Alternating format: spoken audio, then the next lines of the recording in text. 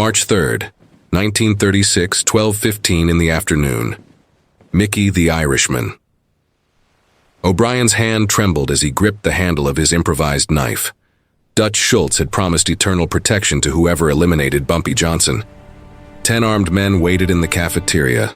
Everyone knew Bumpy was coming alone for lunch. The plan was brutal in its simplicity. Surround Bumpy when he grabbed his tray. Attack from all sides simultaneously. 10 against 1. Weapons sharpened for weeks. The odds were impossible. Mickey had killed men before, back in Hell's Kitchen when blood debts needed settling. But his hands had never shaken like this. Something about the way other prisoners whispered Bumpy's name, like invoking a ghost that might materialize if spoken too loudly, made even hardened criminals nervous. Bumpy Johnson entered the cafeteria at exactly 12:16. Not hurried, not cautious. He walked like he was entering a fine restaurant, not a maximum security prison. He picked up his tray, served himself watery mashed potatoes and dry chicken. The 10 tensed. Mickey gave the signal. It was time. All 10 rose simultaneously, forming a perfect circle around their target. 300 prisoners stopped eating. The cafeteria fell silent. You could hear breathing, you could hear hearts pounding. Bumpy looked around the circle of armed men, then down at his tray. He picked up a cheap glass cup, held it at eye level for a moment as if examining its quality, then let it drop to the floor. The glass shattered. Bumpy crouched calmly, selected the sharpest shard, stood back up, 10 weapons prepared, one hand holding broken glass. Mickey attacked first. He was the leader, he had to set the example. He lunged with his sharpened broom handle aimed directly at Bumpy's chest. What happened next lasted 3 seconds but felt like eternity. Bumpy sidestepped laterally, grabbed Mickey's wrist, twisted, spun the Irishman against the nearest table. Mickey found himself immobilized face down, arm wrenched behind his back. The glass shard Bumpy held pressed against the side of Mickey's neck, not cutting, just pressing. One wrong move and the carotid artery would open like a faucet. "Move and I press," Bumpy said calmly. Mickey froze completely. The other 9 became statues, weapons raised but feet frozen to the floor. Bumpy looked around the circle with eyes that seemed to see through flesh and bone into the fear underneath. 9 against 1 now, he said in a voice that reached every corner of the silent cafeteria. Who wants to be second? Nobody moved. Tommy Fingers Castellano lowered his improvised knife. Joey the Rat Maloney took a step backward. The circle began to dissolve like sugar in hot water. "What did Schultz promise you?" Bumpy asked. The question hung in the air like cigarette smoke. "Reduce sentence, money, transfer to a better prison?" Bumpy continued, still holding Mickey immobilized. "Let me guess. He told you I was just one man, that 10 of you would be easy, that the stories were exaggerated." Silence answered him, but it was the silence of confirmation. "You know what happens to men who fail, Dutch Schultz?" The 9 knew. Everyone knew. Schultz did not tolerate failure. Men who disappointed him ended up in the prison hospital, if they were lucky. If they were unlucky, they ended up in wooden boxes shipped back to families who could not afford funerals. "Here is what will happen," Bumpy said, voice still calm but loaded with absolute authority. "I am going to release Mickey. You 10 are going to walk to that table, sit down, finish your lunch. After that, you will go to the warden and request transfers. Does not matter where. Just get out of Sing Sing." The offer hung there, unexpected mercy from a man who had every right to demand blood. "And if we refuse?" Tommy asked, voice trembling despite his attempt to sound tough. Bumpy pressed the glass slightly against Mickey's neck. The Irishman moaned. "Then I release Mickey, you attack me, some of you might hurt me before the guards arrive. You might even kill me. But I guarantee, at least 5 of you will not leave here alive. Choose." The cafeteria held its breath collectively. 300 men waited to see if 10 would choose wisdom or pride. Tommy Fingers was the first. He dropped his sharpened spoon, walked to the table, sat down. Then Joey, then 3 more, then the other 4. 9 men sitting, heads bowed, defeated without a single blow exchanged. Bumpy released Mickey, who staggered to the table, joining the others. Bumpy wiped the glass shard clean on his prison uniform, let it drop to the floor where it joined the other broken pieces. Bumpy picked up his tray, walked to his usual table, sat down with his back to the 10, turned away, vulnerable, daring them to try again. Nobody moved. 300 prisoners watched in absolute silence. Bumpy began eating his dry chicken as if nothing had happened. The cafeteria slowly returned to life, conversations resuming in hushed tones, but everyone kept glancing at the man who had just rewritten the rules of prison power. But to understand that day in the Sing Sing cafeteria, you need to understand how Bumpy Johnson arrived there. In 1936, he was not just another prisoner. He was a living legend from Harlem that guards respected more than the warden himself. His imprisonment had been political, not criminal. The white establishment needed him behind bars because his influence in Harlem made powerful men nervous. Dutch Schultz, the white crime king of New York, had a problem. Even behind bars, Bumpy Johnson commanded the respect of black prisoners. Schultz controlled contraband, gambling, protection rackets inside Sing Sing. But one part of the prison remained untouchable. Where Bumpy Johnson walked, Schultz did not command. This was unacceptable. Schultz had built his empire on total control. Bumpy represented a crack in that control, and cracks spread if not sealed. But Bumpy did not govern through fear. He governed through dignity that he brought to men society considered garbage. When black prisoners were beaten by guards, Bumpy negotiated. When families were starving outside, Bumpy sent money through his network. When Schultz tried to exploit them, Bumpy resisted. This was why men followed him, not because they were afraid of what he would do to them, but because they believed in what he would do for them. Schultz had tried everything. He offered alliance, Bumpy refused. He attempted intimidation. Bumpy laughed in his face. He bribed guards to isolate Bumpy, but other guards protected him. By February 1936, Schultz was desperate. Desperate men in prisons make fatal decisions. Schultz summoned his 10 most loyal men in the yard. "Bumpy Johnson is making me look weak," he said with an icy voice. "Half the blacks here do not even pay protection because they trust him more than me. This ends tomorrow at lunch." The 10 nodded. All owed favors to Schultz. Favors in prison are debts written in blood, collected when called regardless of personal feelings. "I want him dead in the cafeteria, in front of everyone. I want every black prisoner to see what happens when they defy my authority," Schultz ordered. Mickey, the Irishman, frowned. "It is only 10 of us. I heard stories about Johnson." The words came out before he could stop them. "They are stories," Schultz exploded. "He is a man, 10 against 1, do the job." Mickey O'Brien was Irish from Hell's Kitchen, inside for armed robbery. He owed 3 years of protection to Schultz. Tommy Fingers Castellano, Sicilian from the Bronx, aggravated assault. Joey the Rat Maloney, bank robbery. They were violent men, accustomed to breaking bones and crushing spirits. But they had all heard the stories about Bumpy Johnson, stories about a man who moved through Harlem like smoke, impossible to catch, impossible to predict.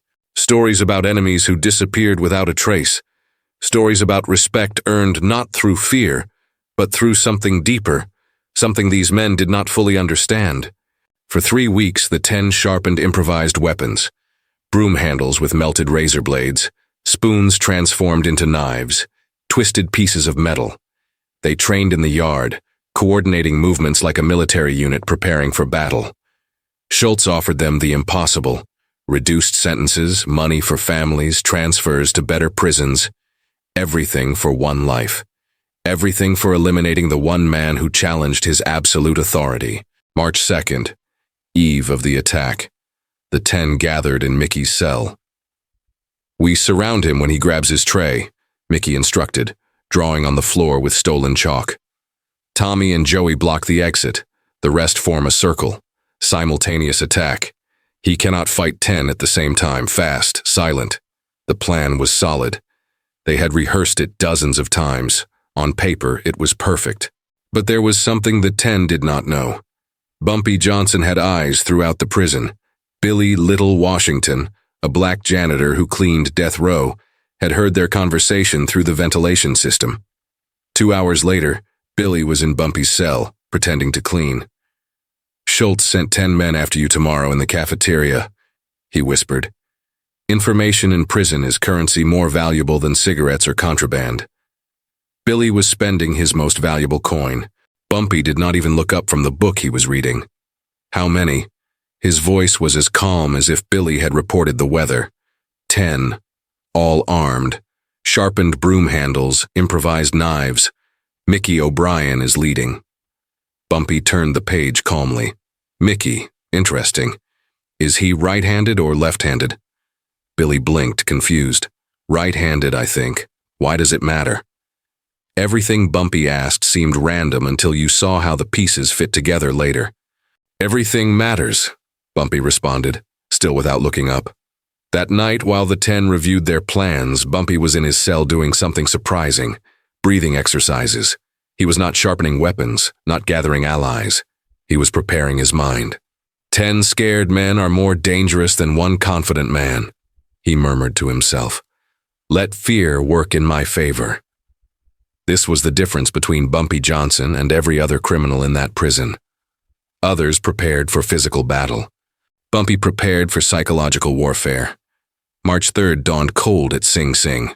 The 10 positioned themselves in the cafeteria during breakfast, memorizing every corner, every table, every escape route. Mickey noticed his own hands shaking. Relax, said Tommy. We are 10. He is 1. But even Tommy seemed nervous. Stories are just stories until they become reality. Until you are the one standing in the circle, weapon in hand, facing the man from the stories. Noon. The lunch bell rang. 300 prisoners filled the cafeteria. The 10 spread strategically, 2 in line, 4 at nearby tables, 2 blocking exits, Mickey and Joey positioned to initiate the attack. Schultz watched from a corner table, smiling. Finally, the Johnson problem would be solved. Finally, absolute control would be restored. 12:15. Bumpy Johnson entered the cafeteria. The moment had arrived. Everything the 10 had prepared for, everything Schultz had promised, everything rode on the next few minutes. Mickey's hand tightened on his weapon. This was it. Dutch Schultz rose from his corner table, face red with rage and humiliation. He walked to the 10, leaned over their table. You are pathetic, he hissed. Mickey looked up, eyes still wide with fear. Mr. Schultz, you do not understand. He is not human. It is impossible. Schultz spat on the ground, walked out of the cafeteria. In that moment, something shifted. Schultz realized he had lost more than a battle. He had lost the fear that kept men obedient. That afternoon, the 10 went to the warden's office. We want transfers, Mickey said. To where? The warden looked up from his paperwork, confused by this unusual request. Anywhere. Attica, Auburn, Clinton, does not matter. Just away from Sing Sing. The warden frowned. All 10 of you, this is irregular. Transfers were not granted lightly, especially mass requests. Please, Tommy begged, we cannot stay here. Not with Johnson. The warden noticed something in their tone. Something that made him approve the transfers without further questions. 1 week later, the 10 were transferred. Mickey to Attica, Tommy to Auburn, the others scattered throughout New York's prison system. Each carried the same story, told in whispers to whoever would listen. Bumpy Johnson disarmed 10 armed men with a piece of broken glass. Never spilled a drop of blood. The story was impossible, yet everyone who told it swore it was true. The story spread through the prison system like fire through dry straw. Within 1 week, every prison in New York knew it. Within 1 month, it reached New Jersey, Pennsylvania, Connecticut. Prisoners told new prisoners. Guards told other guards. Details changed, embellishments added, but the core remained. 10 against 1, only broken glass. Victory without violence. The legend of Bumpy Johnson grew with each telling, until the man became larger than life itself. Dutch Schultz never again tried to move against Bumpy Johnson. When Bumpy was released in 1938, Schultz sent a message through intermediaries. Harlem is yours, I want no trouble. Bumpy responded, never wanted war, just respect. But everyone knew the truth. That day in the cafeteria, Bumpy proved something that changed the rules forever. The deadliest weapon is not steel. It is reputation. It is the willingness to stand alone against impossible odds. It is the calm in the face of death that makes other men question their own courage. Years later, men who were in that cafeteria would tell their children about what they witnessed. They would describe the silence, the tension, the moment when 10 armed men realized they were not facing a man but a force of nature. They would talk about how Bumpy walked to his table with his back turned, daring them to try again, knowing they would not. They would explain that true power comes not from the ability to inflict violence, but from the ability to choose not to. The glass shard that Bumpy held that day remained on the cafeteria floor for weeks. Prisoners would walk past it, remembering. Guards would see it, understanding something had shifted in the prison's power structure. Eventually, someone swept it up, threw it away with the garbage. But the memory of what that broken glass represented remained. It represented the moment when one man, outnumbered and outgunned, proved that courage and intelligence could overcome any numerical advantage. Bumpy Johnson taught a lesson that day that echoed through decades. Respect cannot be demanded, only earned. Fear is a temporary tool, but dignity is permanent. 10 men with weapons are still just 10 men. One man with unshakable conviction is an army. The system wanted to break him, to reduce him to just another number in a cell. Instead, he showed that even behind bars, even stripped of freedom, a man who knows his worth cannot be diminished. That cafeteria in Sing Sing became sacred ground in prison folklore. New prisoners arriving years later would ask to see the spot where it happened. Old-timers would point to the table where Bumpy sat with his back turned, explaining how that simple act of turning away from armed enemies demonstrated more courage than any fight could. The story became a lesson taught to every new arrival. In prison, as in life, the most dangerous person is not the loudest or the most violent. It is the one who remains calm when everyone else is afraid.